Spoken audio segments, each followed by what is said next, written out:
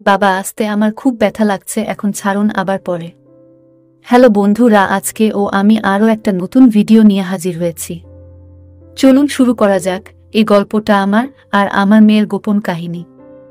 Sex যে কত ভয়ানক একটি বিষয় তাও হয়তো সকলের জানা। তেমনি এক গোপন কাহিনী আজ বলছি, বিশ্বাস করা না করা আপনাদের উপর। আমি রাকিব, বয়স 40, আমার বউ তানিয়া, বয়স 30, আর আমার মেয়ে রিয়া, বয়স 22 বছর। মেয়ের বিয়ে হয়েছে প্রায় 1 থেকে 2 বছর আগে।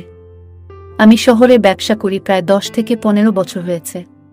এর আগে বাহিরে ছিলাম বেশ কিছুদিন। আমার বউ তানিয়া আর আমার সেক্স জীবন ভালোই কেটেছিল যতদিন আমরা কাছাকাছি ছিলাম। সংসার জীবনে আমি কখনো চাহিদার অভাব ফিল করিনি। এরপর দেশে একেবারে চলে আসলাম। আমার বউয়ের শরীর বেশিরভাগই খারাপ থাকতো বলে দেশে আসার পর বেকার না থেকে শহরে ব্যবসা শুরু করলাম। তাই সপ্তাহে 4-5 দিন শহরে থাকতে হতো, আর একা বলে এক রুমের একটা রুম ভাড়া নিয়ে সেখানে থাকতাম। এভাবে কিছুদিন চলার পর খেয়াল করলাম আমার বউয়ের চাহিদা কমে যাচ্ছে, সে আর আগ্রহী না। এর কিছুদিন পর আমার মেয়ে ওর শ্বশুর বাড়ি থেকে ঝগড়া করে একেবারে চলে আসলো। রিয়ার শ্বশুর বাড়ি ছিল আমাদেরই গ্রামে। আমি বিদেশে থাকা অবস্থায় রিয়া প্রেম করে বিয়ে করে। ছেলে ও ছেলের বাড়ির অবস্থা ভালো বলে আমরা মেনে নিয়েছিলাম। ছেলের ফ্যামিলিও মেনে নিয়েছিল, কিন্তু শাশুড়ির সাথে তেমন বনিবনা ছিল না, সব বিষয়ে দোষ খুঁজত। রিয়ার স্বামীও বিয়ের পর থেকে বিদেশে থাকে, ওখানে কাজ করে। তো রিয়া যখন তার শ্বশুর বাড়ি থেকে চলে আসে, কি কারণে ঝগড়া হয়েছে তা জানতে চাইলে রিয়া বলে যে তার শাশুড়ি তার নামে মিথ্যা আব্বাদ দিচ্ছে, তাই সে আর ওই বাড়িতে থাকবে না। ওই রাতে জামাই আমাকে ও আমার বউকে ফোন করে শাসায় যে সে আমার মেয়েকে তালাক দিবে। তার কাছে জানতে চাইলাম কারণটা কি। সে বলল কারণটা তাদের বাড়ি গিয়ে জেনে আসতে। তাই আমি আর আমার বউ ওই রাতেই মেয়ের শ্বশুর বাড়ি গিয়ে জানলাম রিয়াকে তার শাশুড়ি আর ননদ হাতে নাতে ধরেছে দেওরের সাথে খারাপ কাজ করছিল। যখন তার শ্বশুর বাড়ির আরও কয়েকজন সাক্ষী দিল, আমি আর আমার বউ আপমানিত হয়ে চলে আসলাম। বাসায় এসে ওর মা ওকে ইচ্ছামতো বকল। এর মধ্যে জামাই আবার ফোন করল আর বলল, আপনার মেয়েকে রেখে দেন, আপনাদের কাছে আমি তালাকের কাগজ পাঠাচ্ছি। ওর মা জামাইকে অনেক বোঝানোর চেষ্টা করল, কিন্তু জামাই শুনল না। তা শুনে ওর মা অজ্ঞান হয়ে গেল। তার মাথায় পানি ঢেলে তাকে স্বাভাবিক করলাম। মেয়ে আমাদের বাসায় রইল। জামাই ও স্বাভাবিক হয়ে সব ভুলে সে ও রিয়া আমাদের এখানেই রাখতে বলল। আর মেয়ে ও জামাই এর সম্পর্ক ও স্বাভাবিক কাটতে থাকল। রিয়া তার স্বামীর সাথে রাতে কথা বলে। আমি তা জানি, আর আমি 4-5 দিন শহরে থাকি বলে জানি না কয়টা পর্যন্ত কথা বলে। একদিন আমি শহর থেকে বাড়ি এসেছি, এসে খাওয়া দাওয়া করে ঘুমিয়ে পড়ছি। হঠাৎ মাঝরাতে ঘুম ভেঙে গেল, তাই বারান্দায় এসে সিগারেট খাচ্ছি। অমন সময় রিয়ার ঘর থেকে হাই হুই বা ফিস ফিস করে কথার সাউন্ড শুনলাম। ওর রুমের দরজার কাছে কান পাতলাম আর শুনলাম মেয়ে ঘরের ভেতর একটা ছেলের সাথে কথা বলছে। আমি মেয়েকে ডাকলাম, আমার ডাকে ছেলেটি পালিয়ে গেল, আর রিয়া ভয়ে থতমত খেয়ে দরজা খুলল। আমি মেয়ের ঘরে ঢুকে বাতি জ্বালালাম। বাতি জ্বালিয়ে মেয়েকে দেখে বুঝতে আর কিছু বাকি রইল না। মেয়েকে জিজ্ঞেস করলাম ঘরে কে এসেছিল। ও বলল, কই কেউ না তো। আমি বললাম, মিথ্যে বলছিস আমার কাছে। আমি সব শুনেছি, তুই কি ভালো হবি না। আমি বললাম সকালে এর বিচার হবে, বলে চলে আসলাম। পরের দিন ছেলেটাকে ইচ্ছা মতো শাসালাম। সে পায়ে ধরে মাপ চাইল আর বলল আমি এখান থেকে চলে যাব। 2 দিনে ছেলেটি এ এলাকা ছেড়ে চলে গেল। ওই রাতে আমার মাথা বেশ গরম হয়ে গিয়েছিল। প্রথমে মেয়েকে মারতে মন চাইছিল, কিন্তু পরে ভাবলাম মেয়ে বড়, তাই ওকে বুঝাইয়ে বলতে হবে।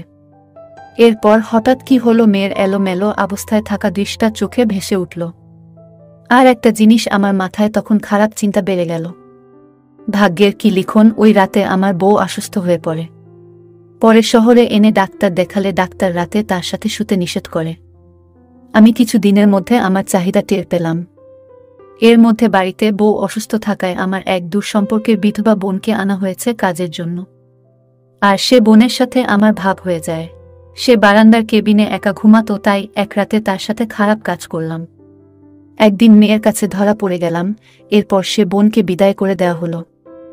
এরপর একদিন শহরে আমি একা শুয়ে আছি, তখন রাত 10টা বাজে। আমার মেয়ের জামাই আমাকে ফোন দিল। বলল, আব্বা রিয়া কি কোনো বিষয়ে আপনার সাথে আলোচনা করেছে।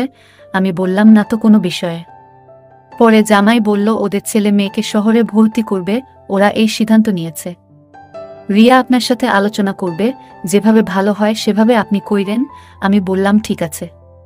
জামাই বলল তাহলে আমি এখন আপনার মেয়ের সাথে কথা বলি, আপনি পরে আপনার মেয়ের সাথে আলোচনা কইরেন বলে জামাই ফোন রেখে দিল। 20 মিনিট পর রিয়া ফোন দিল। আমি ফোন রিসিভ করে বললাম কিরে কি খবর? ও বলল ভালো, আপনি ভালো আছেন? আমি বললাম এই তো আছি। তো তুই কি বলবি? তোর জামাই ফোন দিয়েছিল, বলল তোর সাথে আলোচনা করতে আর যেভাবে ভালো হয় সেভাবে করতে। তুই কি ভাবছিস? ও বলল আব্বা আমি আপনার সাথে একটু পরে কথা বলি। আমি বললাম ঠিক আছে। এরপর ও রাত 12টায় ফোন দিল, বলল শুয়ে গেছেন নাকি? আমি বললাম না। তুই কি করছিস? ও বলল এই ওর সাথে কথা শেষ করে বাথরুমে গেছিলাম। আমি জিজ্ঞেস করলাম তোর শরীর ভালো আছে তো? ও বলল হ্যাঁ আছে। আমি ওর ছেলের কথা জিজ্ঞেস করলাম। ও বলল ওর ছেলে, ওর মা মানে আমার বউ এর সাথে শুয়েছে। আমি দুষ্টামি করে বললাম তোর মা আমার মতো বুড়ার সাথে শুয়ে না, তোর পুলারে জুয়ান পাইছে তাই নিচে। আমি ওকে বললাম আচ্ছা কি বলবি বল। ও বলল ওর জামাই ওকে শহরে গিয়ে আগে সব দেখে তারপর ঠিক করতে বলেছে। আমি বললাম তোর জামাইয়ের কোনো ইচ্ছা নাই যে কোথায় ভর্তি করবে? রিয়া বলল আপনি আর আমি যা করব সেটাই ওর কোনো আপত্তি নেই। আমি বললাম তুই কি করবি ঠিক করছিস? রিয়া বলল আপনি যেটা ভালো বুঝবেন সেটাই করবেন। আমি বললাম তারপরও তোর ইচ্ছে কি? ও বলল আমাকে আপনাদের জামাই বলেছে আপনার সাথে থাকতে, আর আপনার সাথে মিলাই যা করার করতে, তাই আমাকে আপনার কাছে যেতে বলছে। আমি বললাম ঠিক আছে, তুই চাইলে আমি আর কি করব। তো তোর মার শরীর ভালো তো? ও বলল হ্যাঁ ভালো। আমি ফাজলামো করে বললাম হ্যাঁ তা তো বুঝতেই পারছি, নইলে তোর ছেলেরে নিত নাকি? ও বলল আব্বা চুপ করেন, কি আবল তাবল কইতেছেন। রিয়া বলল আপনার জন্যই তো মা অসুস্থ, আপনি ওই দিন অমন করছেন দেখা মার আজ ওই অবস্থা। আমি রিয়াকে বললাম তুই জানলি কি করে? তোর মা কি তোকে বলছে? ও বলল না। আমি আবার জিজ্ঞেস করলাম তাহলে? ও বলল থাক এসব। আমি বললাম না তোকে বলতেই হবে, নইলে আমি আর তোর সাথে কথা বলবো না, আর তোদের কোনো বিষয় আমি নেই। ও বলল কেন না বললে আমার উপর রাগ করবে। আমি বললাম তুই আমাকে সব কথা বলিস, কিন্তু এই কথাটা বলবি না কেন? আমি বললাম তুই যা মনে করছিস কর, কিন্তু আমি ভীষণ রেগে আছি না শোনা পর্যন্ত। রিয়া বলল যদি সব করি তাহলে বলবো, আর যদি সব না করি তাহলে বলবো না।